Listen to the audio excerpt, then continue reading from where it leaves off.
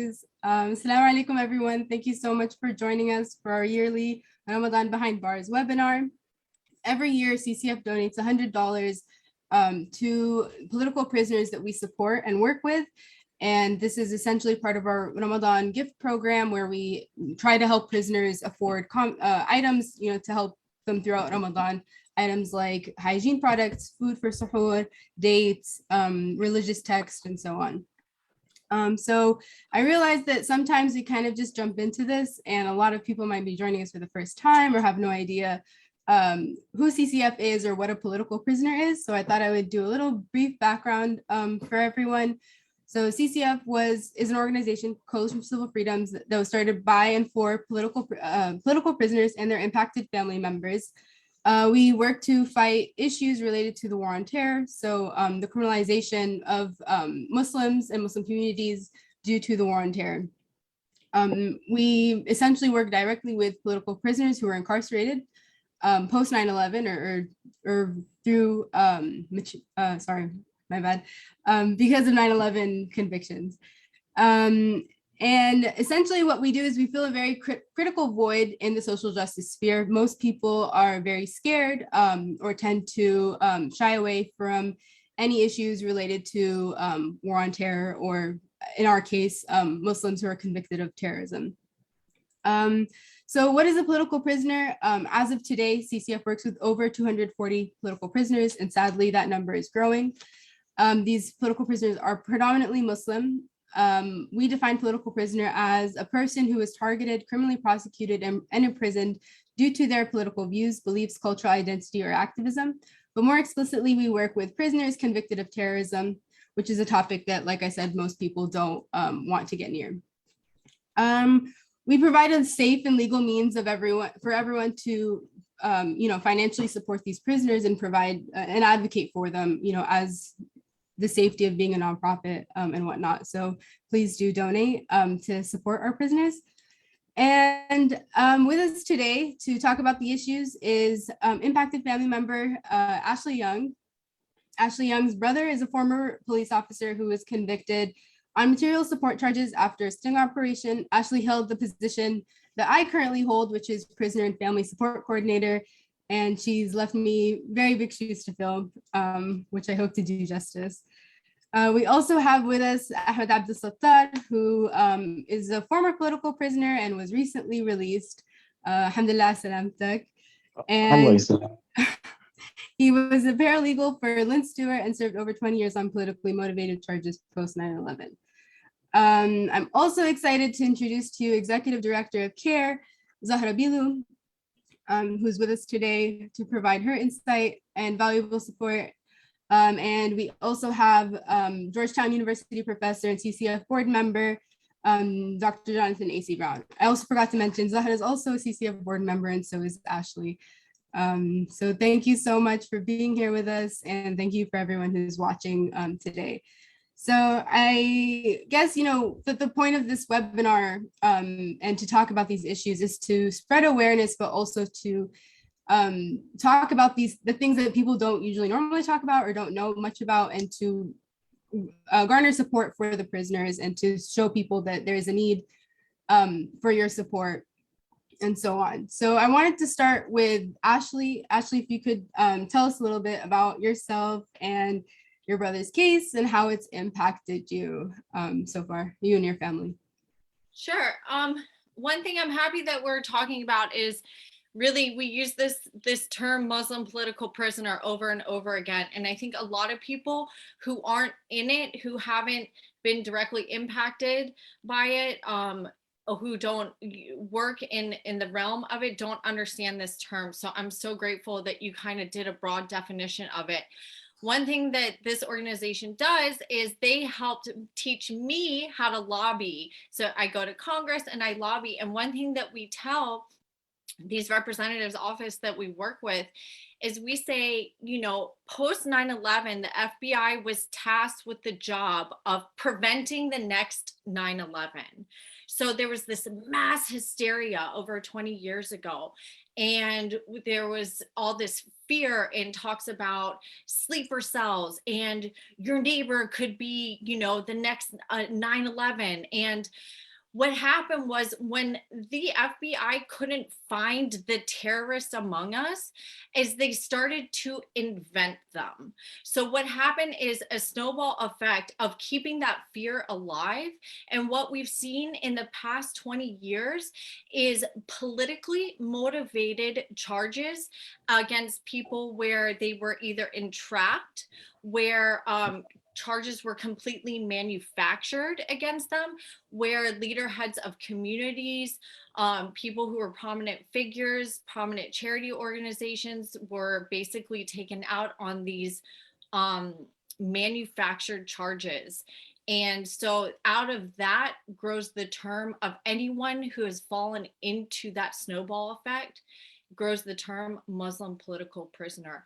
Part of that as a family member is not just, it's not just another person who's been charged with, guilty or not, of a crime. Because these are political prisoners, we're dealing with extreme media attention. We're dealing with, like, on my brother's case, it says USA versus Nicholas Young.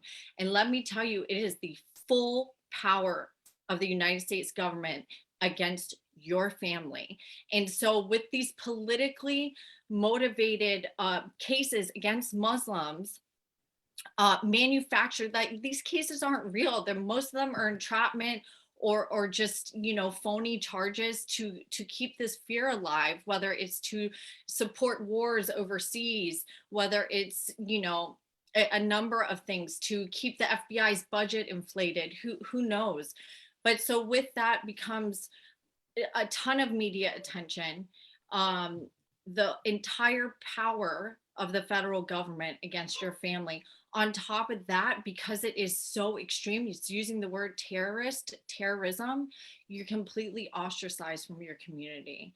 People who are even your family or your friends, you know, cut ties with you, don't want to be associated with you, don't want to talk to you about it. And so this Muslim political prisoner is able to exist because of the fear that it instills in us and our loved ones and our families. And it is able to feed off the fact that people will remain silent around it, because the people who go to prison as a Muslim political prisoner are often forgot about, because people stop communicating with them, don't want to be associated with them. And it's able to continue because we allow it to, basically, these people become silenced because they're forgotten. So with me, my brother's case is actually quite unique. I'm not going to go into the details of it. I'm going to give you the elevator pitch of my brother's case.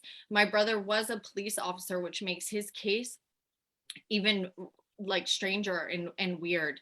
Another thing that sets his case apart is the number of years that they pursued him to manufacture and entrap a crime against him. 6 years.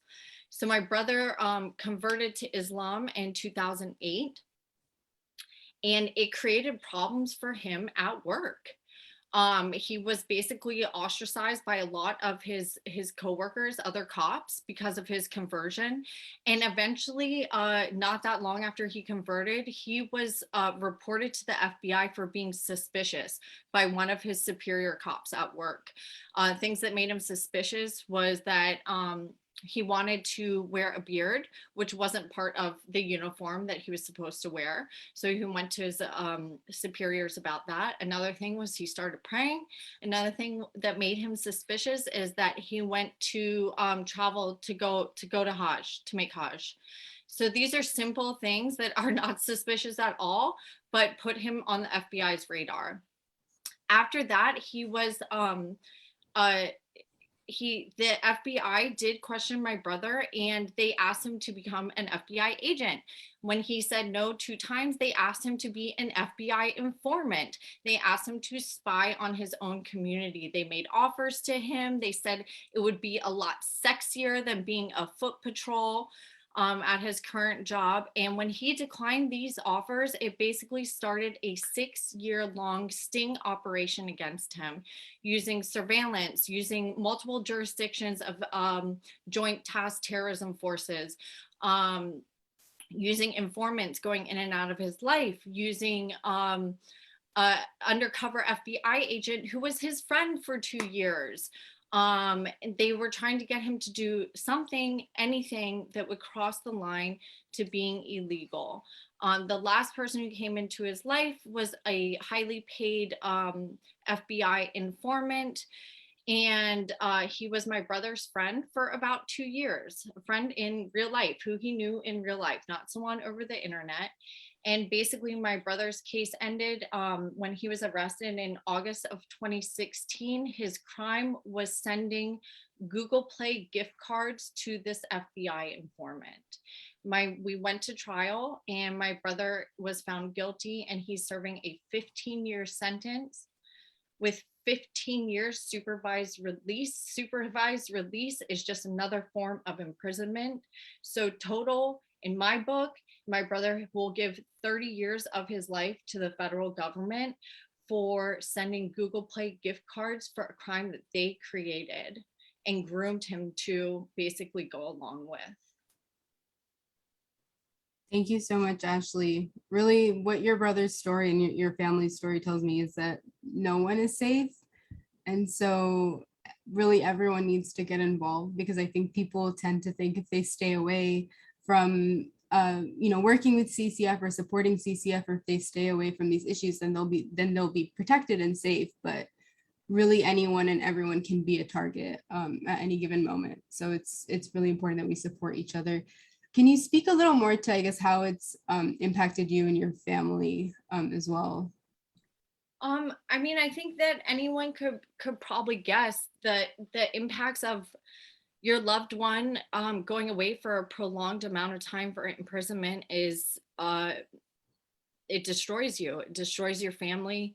I can't speak about how it's necessarily affected my brother. I don't want to put words on him, but for as far as my family, it's completely, it's just absolutely devastating. This was 5.5 years ago that he was arrested, and not a day goes by that even as you start to go back to normal life, normal activities, you don't have uninterrupted joy in your life when your loved one is constantly under a state of oppression for an extreme and prolonged period of time.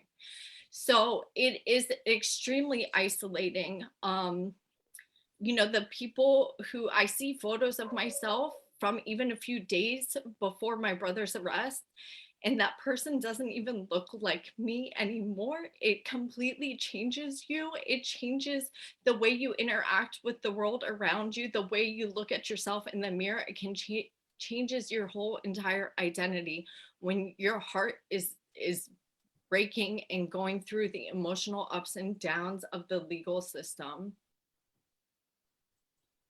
Thank you so much, Ashley. I'm so sorry. Every time I hear it, it breaks my heart. Never gets normal, but and I hope it never does. But yeah. Ahmed Abdel-Sattar, I want to turn to you now. You were just recently released. I know you've still been adjusting to life on the outside, and that's probably, it's very difficult to do, and getting used to it. Can you speak a little bit, I guess, about yourself? Tell us what you want viewers to know about you, and then also just how it's been since your release, and then we can get into other questions later. Okay, my name is Ahmed Abdel-Sattar. I was incarcerated for 20 years, a victim of the war on terror, like hundreds of other Muslims. Uh, my case actually developed a long, long time before 9/11. Whatever happening in the Muslim community to the Muslim community today or after 9/11, it did not start with 9/11. It started way, way before that. It started, with everything that happening in on the other side, we become suspects. If the United States is involved somewhere in the world, in a Muslim land, and so all Muslims here become suspects. It started during the Gulf War. The surveillance program was going on. It started even before that, after the Iranian Revolution, and it escalated. And it was only, like surveillance, bothering people. What Ashley is talking about. Nicholas says, that the FBI went to him and they want to recruit him and they want. This happened to me. It happened to me in 1993, and I had an FBI agent telling me, either you do that or I'm going to make your life miserable. And he did. And I wind up, 9/11 came in and give law enforcement a chance not to protect the American people, but to get rid of what they looked at as enemy of the state. So it started a long time ago, and it continued, and unfortunately, it's still going on. And whatever I really when I look at you, Nada and Ashley and other people, I say you guys are so courageous because outside, now I am out there and I see how people are so scared. Not even to you go to the masjid and people who know who you are try to stay away from you. So what you are doing, you are swimming against the current. So may Allah subhanahu wa ta'ala, give you the blessing and the strength to continue what you are doing. Well, I'm not a very good speaker. I can answer questions if somebody wants to. I'm open, to any discussion, and here I am. You're a great speaker, and I'm so happy that you're with us today. I know I still remember Thank you. receiving your email once you were released, and it made us all so happy. I forwarded it to the CCF team, and it really just warmed our heart to learn of your release, and then also to have you, with us before and after, both during your prison sentence and then, alhamdulillah, now after. Um, I want you to kind of talk a little. I know Ramadan is coming up. How do you expect your first Ramadan back home to be with your family?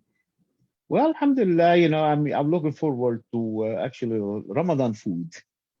This is my first Ramadan. It's looking forward to pray Taraweeh in the masjid. Just to come to to the normal activities that a normal Muslim will do in Ramadan that we were I was deprived of for 20 years, and many other Muslims so deprived of today. Mhm. So Ramadan, this is a very special Ramadan for me.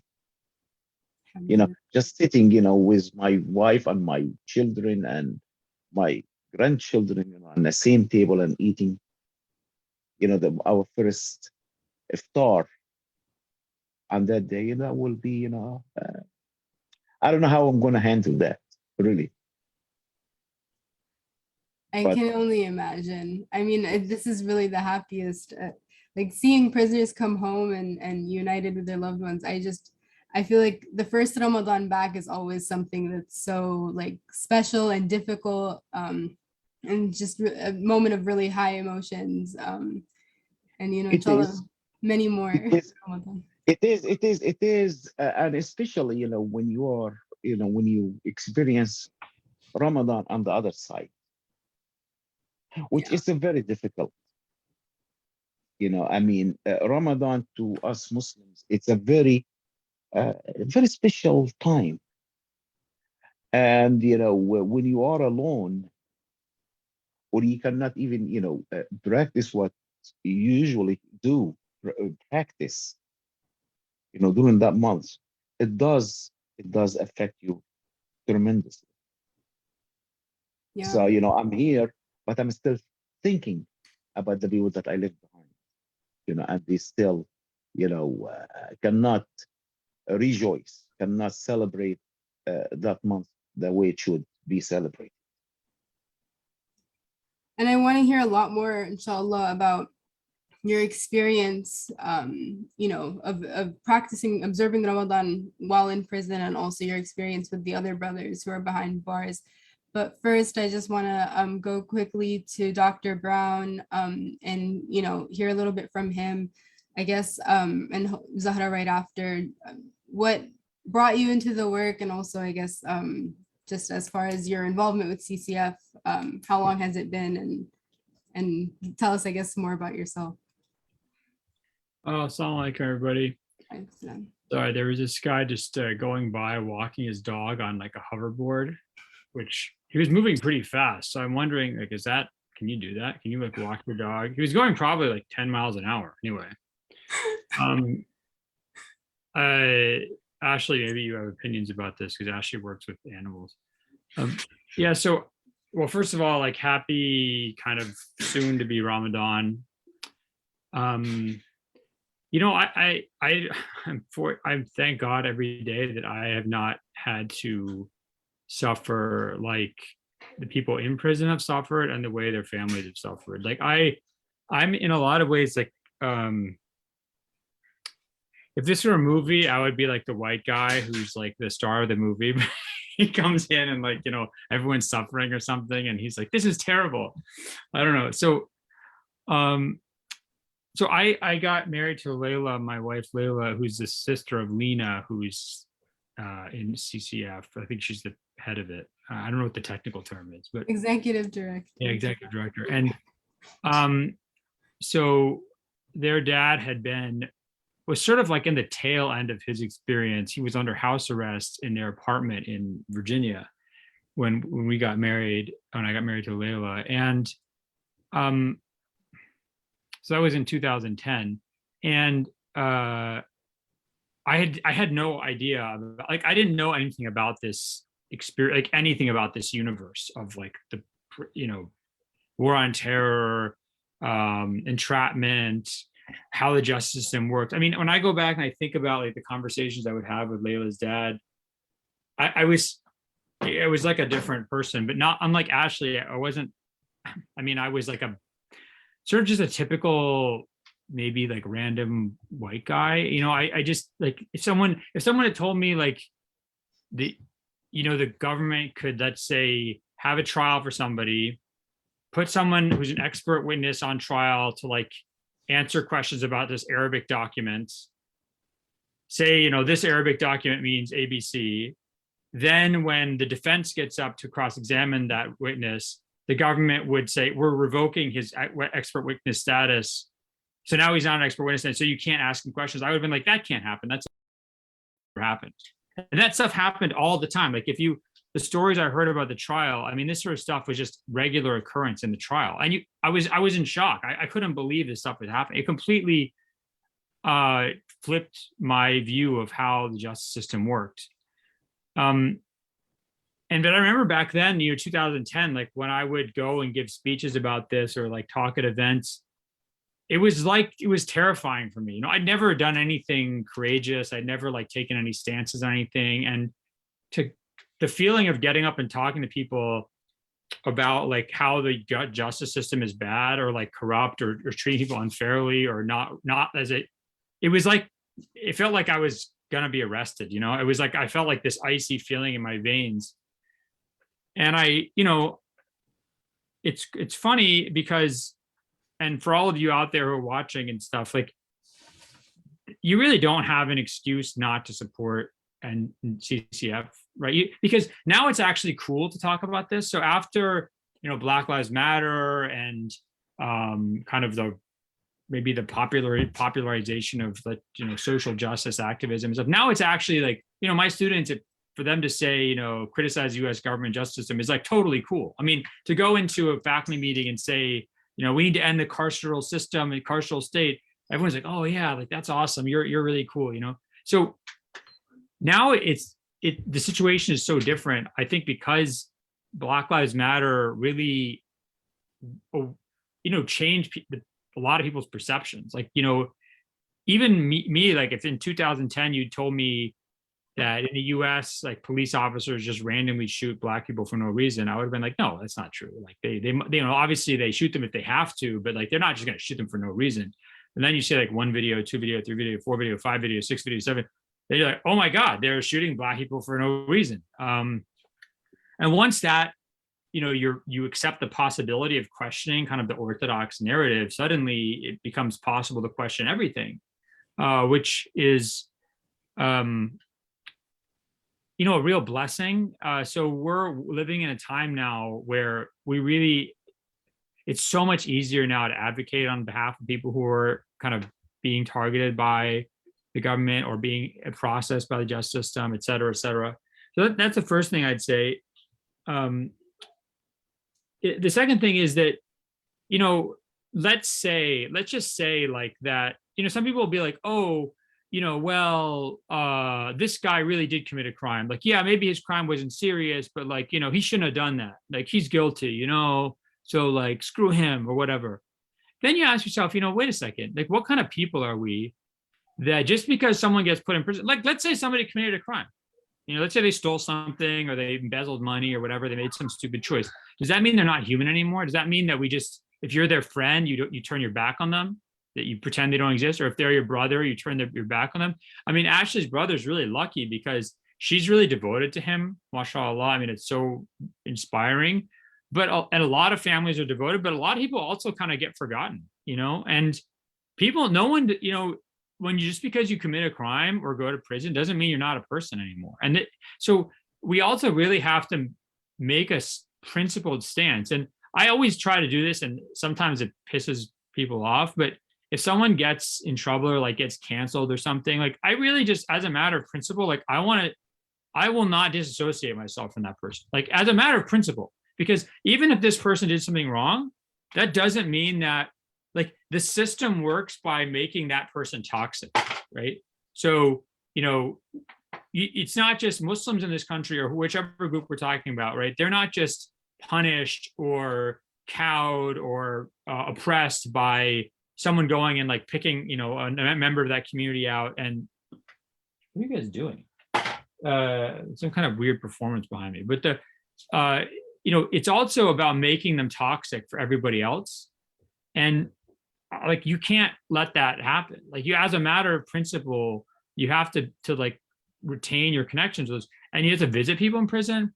You have to write to people in prison. Like, this is really, and I didn't realize this until I talked to people who were in prison, like getting mail, even from some person you don't know, like some random person be like, hey, my name is, so-and-so. And like, today I, saw like this gopher on the side of the road. And I was like, wow, that's a big gopher. And, and then, I had coffee and I was like, this coffee sucks. And, and you write that in a letter and this person gets it. Like, that's something that just getting a letter is a big deal for people in prison. It's as Hatem Fariz once said, it's like winning the lottery, getting a letter. It's like winning the lottery. So just, I remember some of the things that, and I think on CCF website, if I'm not mistaken, there's a links to how to write to prisoners. You don't even have to know them. Just write to them and say, hey, my name is like so-and-so. And I just want, I think that, I want you to know that people know about you and you're not forgotten, and et cetera, et cetera. Like, you can just write and sit down and do that. I'm telling you, the things in my life that I'm really happy I did is to write letters to prisoners. And especially some prisoners like who die, they were old or something and they die a few years later. I really am happy I wrote those people. Like, it's like something that makes my heart really warm. I feel like I did a good deed. So that's the first thing is, and I always think about this Eric Clapton song, Nobody Knows You When You're Down and Out. It's just so, what kind of people are we? Are you the kind of person who just is friends with people when everything's going well in their life? Or are you the kind of person who's gonna, help people even when they're having a really bad time? And when everybody's trying to make everyone afraid of them, you really have to just to take a stand. And you know what? Guess what? It's your right as American to associate with these people. Like, there's no law that says you can't send letters to people in prison. There's nothing that says like you're a bad person or you're under suspicion if you do that. So don't be intimidated by the kind of aura that's created by this system. And then the last thing I'll say is, another thing that's really important, and people in the federal justice system especially, like, they don't get food after like 5:30, I think. And so until like 6 or 7 in the morning, they don't have access to food, except if they can get stuff from like the canteen. So they get that through like money in their account, right? So it's really important to send money to people in prison so they can get food.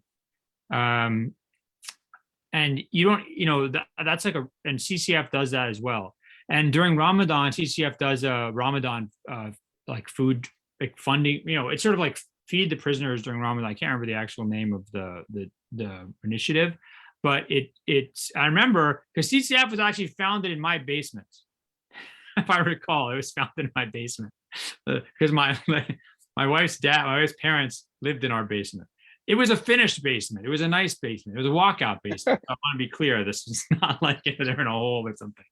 So, but I remember, this whole idea was, and I remember Layla's dad, like, getting the money and getting the money orders or whatever, like the way that they got paid, and like sending them to all the prisoners for Ramadan so that they could have their food for iftar in Ramadan and a suhoor in Ramadan. This is really important. And think about how important iftar is and suhoor to you if you're Muslim, like when you're not in prison, and then in prison, just multiply that by 1,000.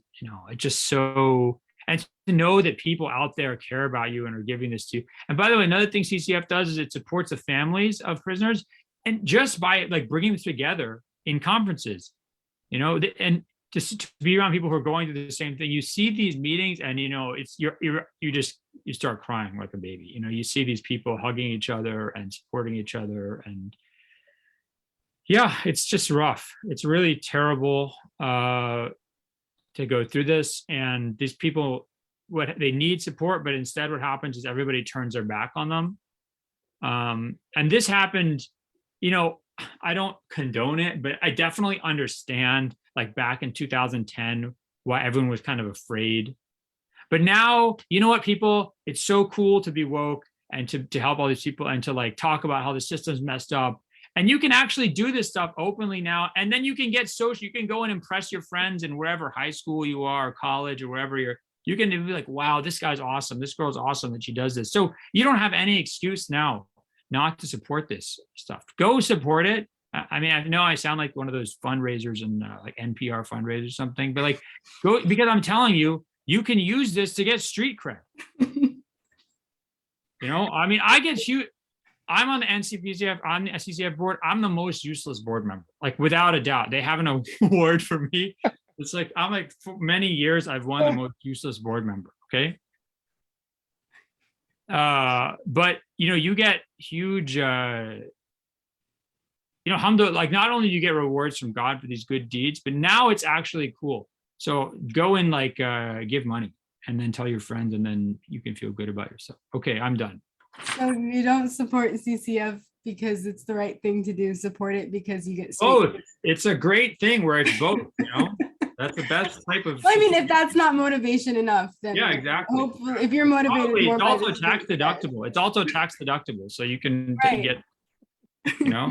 I mean, I took a huge deduction on my taxes this year for my CCF donations. Nice. Thank you so much, Jack. I also just want to add your comment about writing to prisoners. 100%. I've even included some notes to discuss more about that later. But we do have a pen pal program at CCF where we can match you with a prisoner, and I will be providing some details on how to join. And it really, really is a big deal, and it means a lot to them. And you know, like Jack was explaining, a lot of prisoners will not receive letter, like, you know, will be abandoned by not just their friends, but sometimes even their family. And you know, the lucky ones are the ones that can still have contact with some family members, but even then communication usually dwindles. And you know, they even explain to us in their letters that they understand that life, you know, moves on and it moves fast, and so life on the outside is super quick, while on the inside it's more steady and still. But it's still like, you know, it's a big deal for us to stop and wait and remember the prisoners, and to take the time to write to them and communicate with them. I also want to add on the comment that you made about the food. Different prisons are, you know, operate differently, but yeah, there's some prisoners who will not have access to, you know, suhoor or iftar, depending on when the, you know, meals are given. Some prisons will adjust and make accommodations, not all will, but also a lot of the food that they're provided by the prison, or most of the food, is not nutritious. And so, mind you, in Ramadan, when you're fasting, you need a nutritious meal, nutritious suhoor or iftar, because you've been not eating. So a lot of times prisoners will want to buy something from the commissary because there's more nutritious things that they can select. I also, now I want to move on to Zahra. Hi, Zahra. Assalamu alaikum. How are you? I would just love to hear from you, and you know, how you got involved in CCF, and also your work at CARE. I know you're the executive director of CARE SF. So please, you have the floor.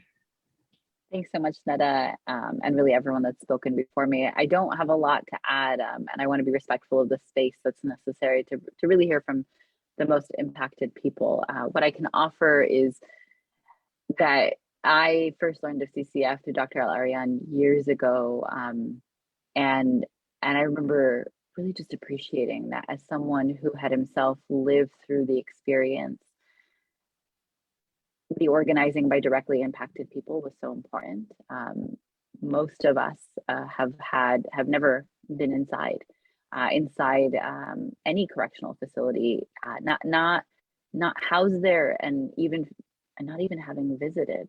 And it's unfathomable for us to imagine that someone would read our letters, someone would control our communications, that we would not have space to move around or eat what we want. I was just talking to my husband yesterday about grocery shopping for Ramadan. And it's so easy to forget that, like, my selection of yogurt and ice cream for suhoor, as not nutritious as that is a choice that I have the opportunity to make, and that my brothers and sisters on the inside don't.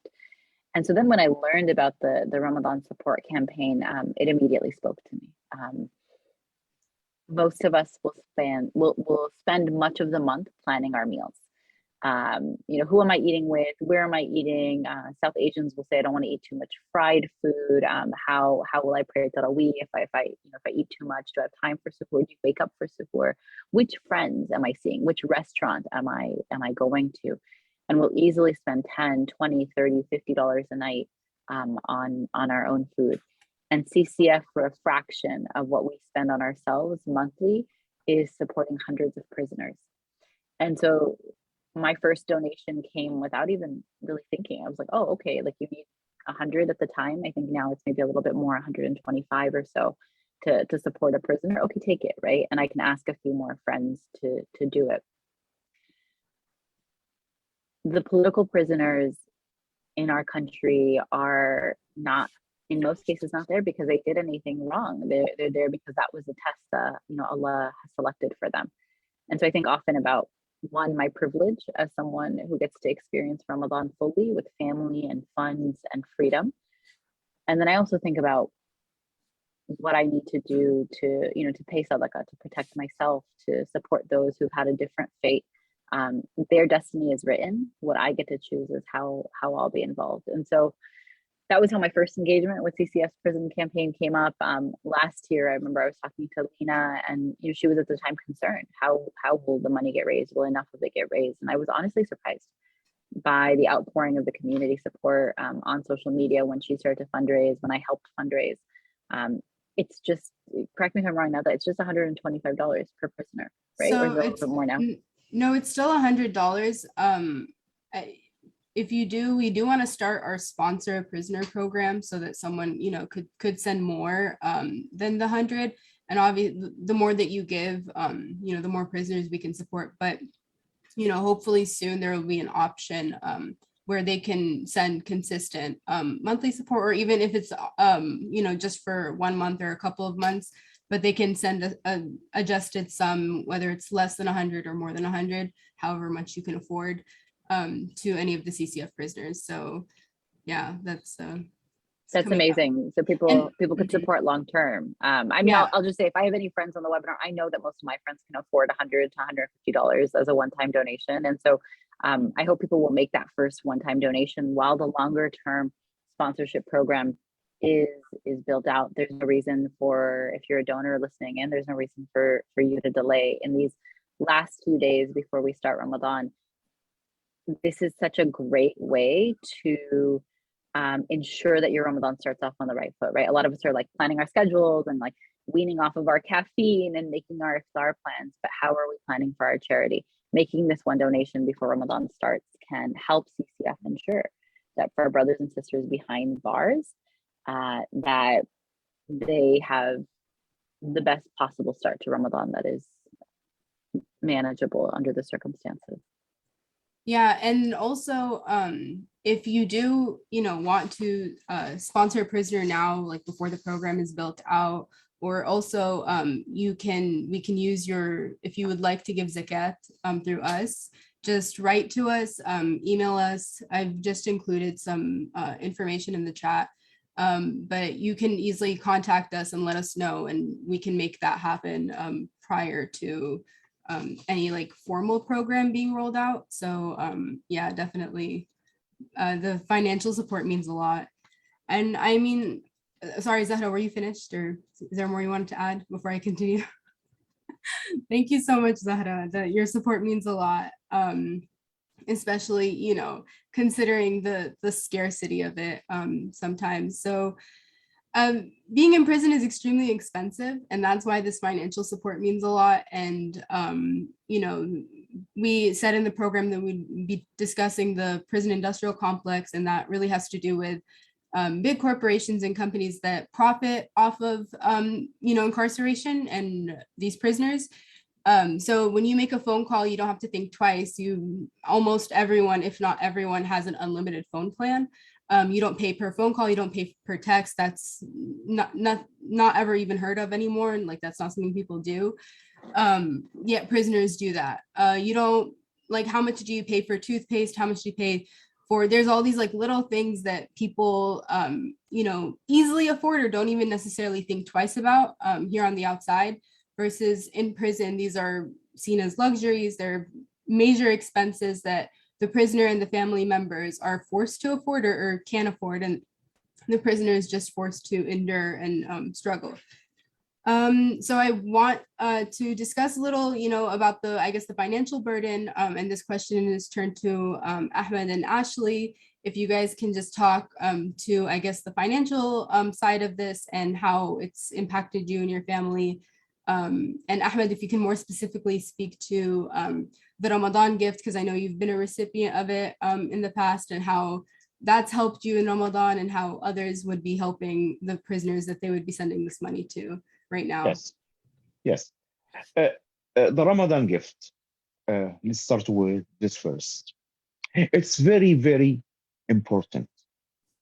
You will not believe how important it is. It's not the money itself. It is just, you know, the gesture that, you know, you're telling someone who's been in prison that, you know, there is people out there think of him or her. This is, you know, how most people looked at it. You know, you will not, you cannot believe the joy that we used to feel when we get, you know, when I look in my commissary account and they tell me, you know, you received $100 from CCF.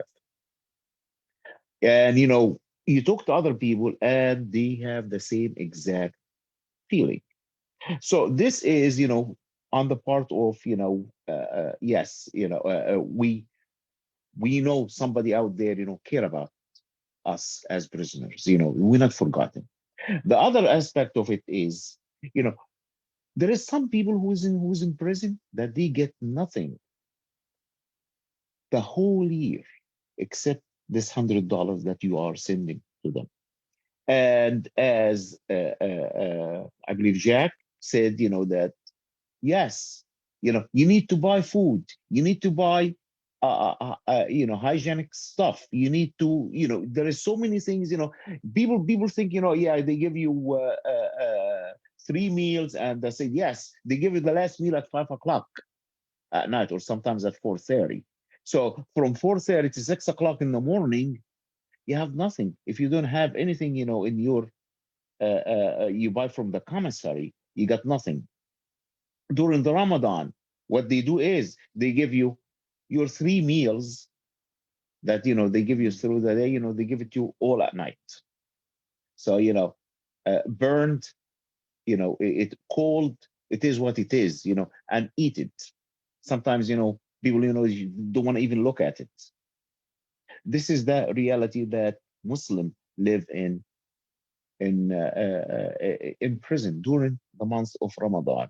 So if you are able to donate, please do, as you know, as your zakah, as your sadaqah, as whatever it is.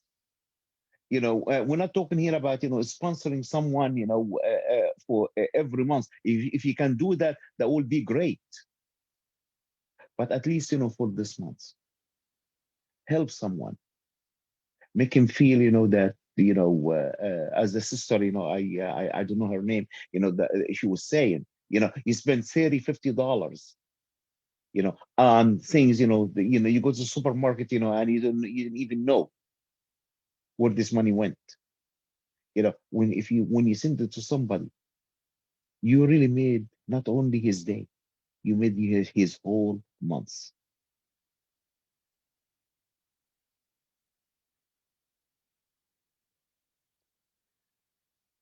Thank you so much, Ahmed. You're welcome. That's really what we hear.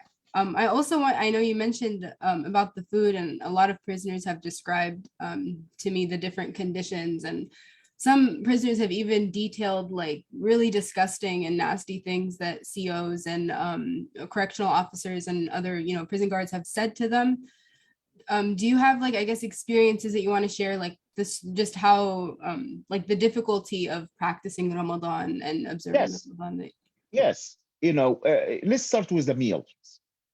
Okay, you know, let's say, you know, Ramadan started, you know, you're supposed to have your iftar at, you know, last year, you know, we had like around 8 o'clock. So if you know, you are, your iftar is 8 o'clock, you get your food sometimes at 9 o'clock, 9:30. So you fasting all day and you're getting your food, you know, late. So, you know, if you don't have anything, there is no food you can eat. You know, so yes, you know, and the food, you know, the prejudice, you know, with some people, what they do to you and what they do to your food. Sometimes, you know, you just want to throw it away. I'm gonna have to be excused for 1 minute, and I'll be right back. No worries, no worries. Ashley, if you also want to touch up on the financial aspect, I know. Yeah, you've I mean, spoken to me. anyone who's involved in this kind of situation, the financial toll is huge. Even, you know, any type of trying to fight the system includes financial problems, difficulties, selling homes, doing anything you can to raise enough money to help you continue your ongoing fight. And then of course the person who is in prison doesn't have the same earning power. So, and the commissary items are much more expensive in there than they would be a handful of nuts out here. So it's just, like I said, it's just this ongoing cycle Exactly. of a circle. Go ahead, Ahmed. Is he back? Oh, I thought he came back. One thing that I remember is my brother's, when he was waiting pre-trial, he was in jail, and the whole time he was pre-trial, he was not allowed to pray with any other Muslims. So he had to like observe, his first Ramadan incarcerated completely alone. He was not to join any group prayer. He had to pray by himself. And these are things like what Ahmed was saying about the food. When you get the food, I remember a prisoner detailing to me, he was kept away from water. So he didn't even have access to make wudu, to make, to purify himself with water before he makes his first prayer. And so there's little things like this that continually happen, whether you're pre-trial, whether you're post-trial, that are meant to really break your spirit in those conditions. And it's, what's amazing to me is that people like Ahmed and so many others that are able through all of this to not have their spirit broken. Yesterday, I got a text message from my friend Daniel, who's also a former political prisoner. And I think it's just a testament to the power of the human spirit, to the power of compassion and kindness. He said his very first day in prison, Ahmed, who's on our panel, gave him an envelope, a stamp, and a book. And this is someone who's in the most, the worst conditions, and they're still able to give to someone else. And I thought that was like, oh my gosh, this story's crazy, it's beautiful, and I can't believe that I'm gonna meet Ahmed. Wow. Honestly, I say this all the time. If you're supporting, our prisoners, you're supporting some of the best people on the planet to exist. They're from the most kind-hearted and just well-intentioned. And yeah, that's an incredible story. Thank you so much. Oh, I'm back. Sorry about that. Welcome back. Yeah, I mean, I guess we're really thinking of like a group of people that have been so marginalized, before and after and in prison. So even like in prison, like when you look at the Muslim prisoners, there's just there are rights that they don't have access to, that people of other faiths and people of other dominations will have access to. And then, something that we weren't really able to touch up on is the CMUs, communication management units, which is essentially like Muslim prisons in which all the prisoners there are mostly Muslim, and the conditions that they're under are just extremely, extremely extraneous and much more difficult than conditions in other prisons. I wanted to, I guess, quickly, just because I wanted to bring this into the conversation. We often have prisoners that send us art, poetry. I'm in regular communication with most of our prisoners. I want to show you guys a piece of art that was sent to me and read to you the letter of how she made it, or how she created this artwork. And we included it in this year's Ramadan card. So when we do send our $100 Ramadan gift to the prisoners, we also send them, which I actually just mailed them out today, Ramadan cards that they receive that's explaining, that this is a gift that, comes from the donation of our generous donors, which is you guys. We're wishing them Ramadan Mubarak and hoping that they, don't lose hope.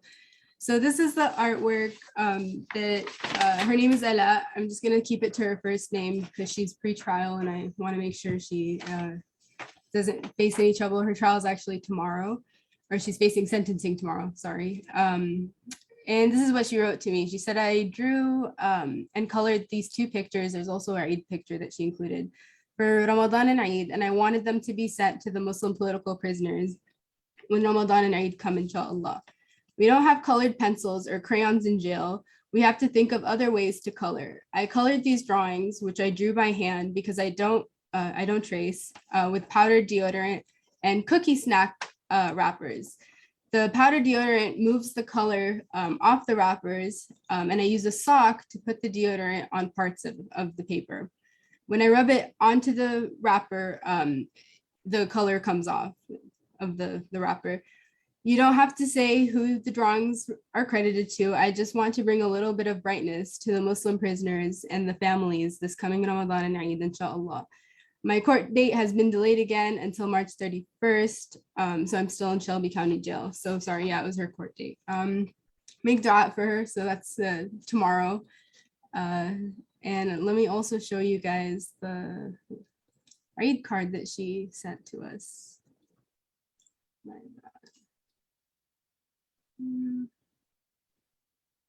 Let's see.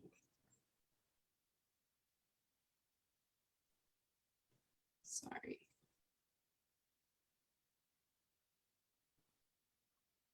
There we go. This is her Eid card.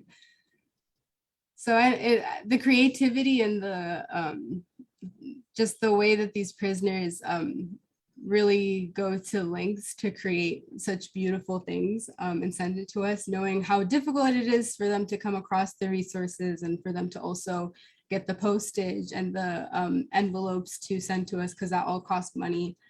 You know, I just think it's extremely amazing and inspiring.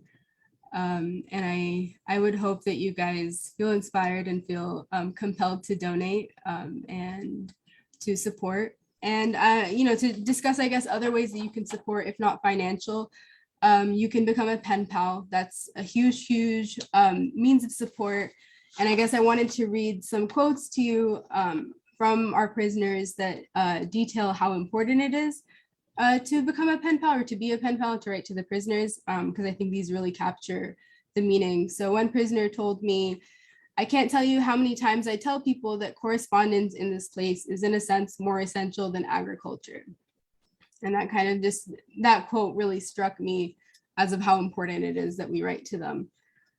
And then another prisoner says, "Every time you write a letter and that letter passes through all those barriers, walls, and bars, and it finally slips itself under a prisoner's door, it reminds him or her that they still exist, that they still matter, that they have occupied a place in someone else's mind beyond the walls and barbed wire. It reignites the dying light of hope, and it helps them go on for just a little longer." So I think these are just the ways that I wanted to bring our prisoners' voices into the conversation, you know, along with Ahmed Abdel Sattar's voice. And I mean, I guess I just want to open up the floor for any like closing remarks or thoughts or things that have come up for any of our panelists throughout this time. I know 1 hour is not a lot of time for us to touch up on everything that needs to be touched up on. So please, I guess, let our viewers know, you know, other ways that you can think of how they can support the prisoners or what they should take away from this webinar at the end. Yeah. Does anyone want to go first, or should I just select? Yeah, I want to just touch on one thing here. Am I on mute? No, Can you hear we me? can hear you. Oh, okay. Yes. Oh, okay. As what, you know, the type of prisoners that CF supporting, political prisoners, most of them are either, the majority of the people are either in CMU or in ADX, which is very important to try to write to them. You know, just hello, how are you? Even a postcard.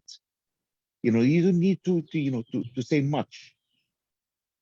Just, you know, we remember you. We are in our prayer.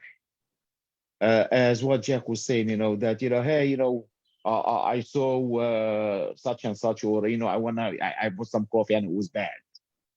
Things like this. You know, people are yearning for, you know, this type of communication. And, you know, you will make a human being, another human being, so happy. Because there is, you know, let's face it, you know, after so many years in prison, people tend to forget, even family members, you know, that, you know, at the beginning, you know, the letters were coming and coming and coming. And then, you know, it become you know, a trickle. And then, you know, it stopped. So, if you could, during this month, consider it a sadaqah, that, you toward, a brother or a sister. Please do. Yes, very much. And I mean, I think I also want to say that the biggest reason why I see pen pals, fall off or not continue communication with the prisoner that they were matched with is because they think that writing to a prisoner is this like really big task, or that they have to sit down and write like 2 or 3 pages. And I tell them like, no, if you do have time at any given moment and you have a lot to say, then that's amazing. But, consistency is more important than just like, giving them three pages that you wrote. So just writing them once a month consistently is so much better than receiving 1 3-page paper once every 6 months. So writing something as simple as like, yeah, hello, I'm thinking of you. I did this today, or like, telling them a funny joke, or just sharing something that you saw on the internet or something like that. They're completely cut off from the outside. There's a lot that they don't have access to. So like the information that we give them and send to them, that's sometimes the only information that they have access to. So it's really, really important that you just write to them and keeping it simple, especially, I understand we're busy, we have a lot going on. So the act of just sitting down for 5 or 10 minutes and writing a letter saying hello is a big deal, and it means a lot to them. Ashley, do you have anything you want to add? Just to piggyback off of that, writing someone a letter is an act of resistance. It's a way that you can resist in a small way. And it means the world to someone else. Before I even met Jack, he had posted about my brother's trial. And I remember being alone in a courtroom, just filled with faces that were not familiar and not friendly.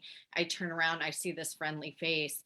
And when there was a break, I go up to this guy and he says, I was a friend of your brother's. I saw Jonathan Brown's posting about your brother's trial, and he drove that morning from Philly to come to my brother's trial. Jack posting that was an act of resistance. That guy driving 2 hours to show a friendly face in the courtroom, that was an act of resistance.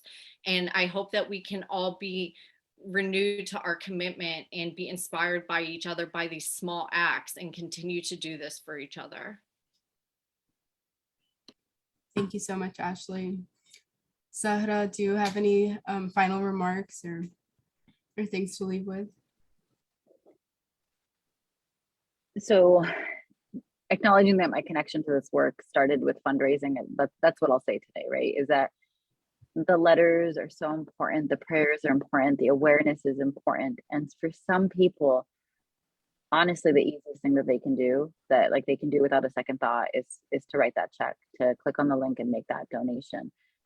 It is, I would say, for someone who can afford it, the bare minimum that we should do. And so I would challenge any listener, any viewer who can afford the $100. And I'm not even going to say, can you afford it comfortably? Can you afford it a little bit uncomfortably, right? Can you lean into a little bit of discomfort to provide comfort to our brothers and sisters? If you can do it, don't wait.